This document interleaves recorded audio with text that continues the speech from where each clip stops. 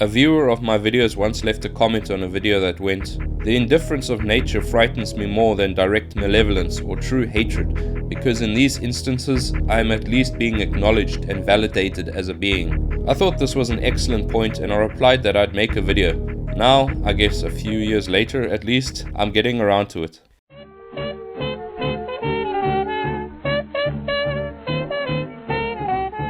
Indifference or malevolence? Which is the worst scenario for a protagonist to be faced with? Which is more horrific from a human perspective?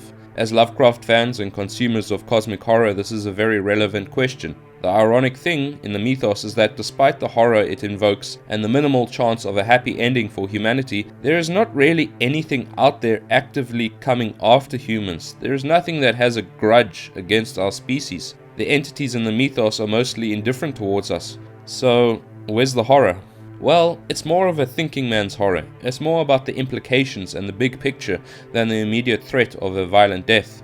Going back to that comment, the commenter made a very valid point when he said that in the case of malevolent forces, at least he is being acknowledged and validated as a human being. A vampire or a demon might think, "Yes, human, I'm going to completely fuck you up, but that's my nature and you are a human. I'm a vampire, I drink humans. I'm a demon, I possess humans." Now let's look at the mythos. An elder thing, perhaps? If you recall in the story At the Mountains of Madness, the elder things were disturbed and came out of their dormant state and tore apart the camp of explorers. Cans of food, batteries, barrels of petrol, machinery, and the engines of the aircrafts were taken apart as freely and without hesitation as the poor dogs and Lake's men were taken apart, and with a level of destruction impossible even for those violent winds from the mountains. No malevolence or rage was the motivation, no anger of a monster having its sleep disturbed, or having been provoked as the Grendel was in the historic poem Beowulf. But in that moment, the human beings, these men of science, intelligence, culture, and learning which made up Lake's camp, were given as much value, reverence, and respect as a can of beans, whose brutal and inhuman tearing apart and dissection was done out of mere curiosity of the elder thing. In short, no distinction was made between a human and a machine or even a can of beans. As humans, we feel we are something. We have dreams, thoughts, cultures, art. We are capable of beautiful architecture and civilizations. We've reached scientific marvels in spite of our limitations. Of course, this is all from our perspective. The cosmic horror is indifferent to our perspective. All we have done is nothing in the face of it all. So to see deaths like those of Lake's men in At the Mountains of Madness, it is somewhat insulting to us. In cosmic horror, the human being typically dies an inhuman death or is twisted and perverted into something utterly, when we see it, revolting. While facing malevolent forces, typically there are also benevolent forces as a counterpoint. This can manifest, for example, as godliness against the evil of witches or vampires or whatever antagonist. The protagonist of the tale is not alone. Indifference does have one bright side too, if I dare use the term bright side while thinking of the mythos. Malevolent forces actively seek man out and seek his downfall. Indifferent forces do not seek man out. When we speak of the horrors of the mythos, we are typically saying things like, if Cthulhu wakes up, if the Deep Ones bring Shoggoths to the surface, if the Migo choose to colonize Earth. These things in the mythos hardly ever happen, and the majority of Lovecraft's tales usually feature protagonists who, let's be fair here, were interfering with the cosmic horror, not the other way around. If I get bit by a rattlesnake, wouldn't you guys have some questions? Right? How did it happen? Did you not see it? Were you fucking with it?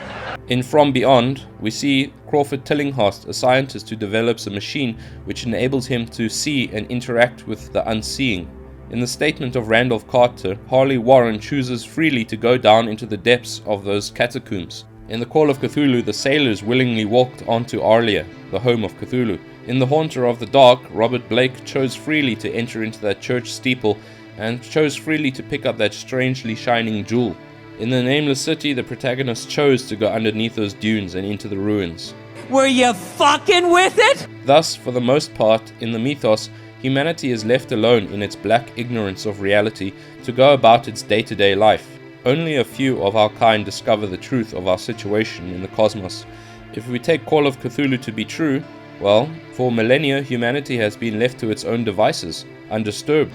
No more horrific or abnormal than what we experience right now, apart for a few select individuals who find out the truth, the red pill.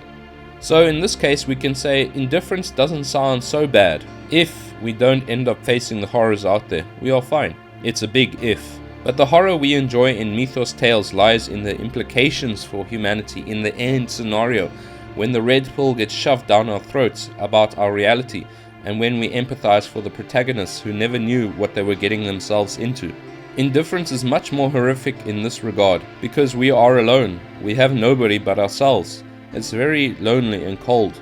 And what are we? A temporary race who currently thrives on one little rock in the infinite reaches of space and time.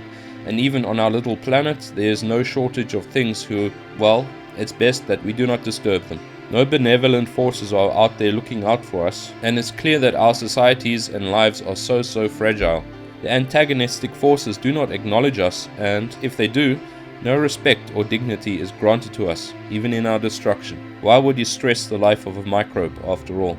An indifferent force, furthermore, cannot be bargained with, pleaded with, or even allied with. A deal with the devil is one of the oldest ideas in literature, isn't it? It might not be the ideal situation to make such dealings, but when a man is cornered like a rat facing ultimate destruction, one might say, any ship in a storm.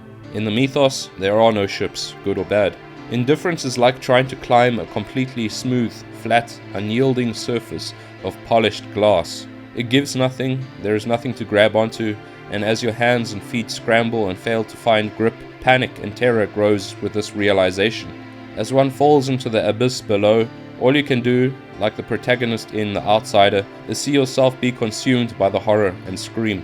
So, what do you think? Is Malevolence or Indifference worse when it comes to horror? Let me know in the comments your thoughts on the subject. I hope you like this more theoretical video. I haven't done one in a while, and I look forward to doing more eventually.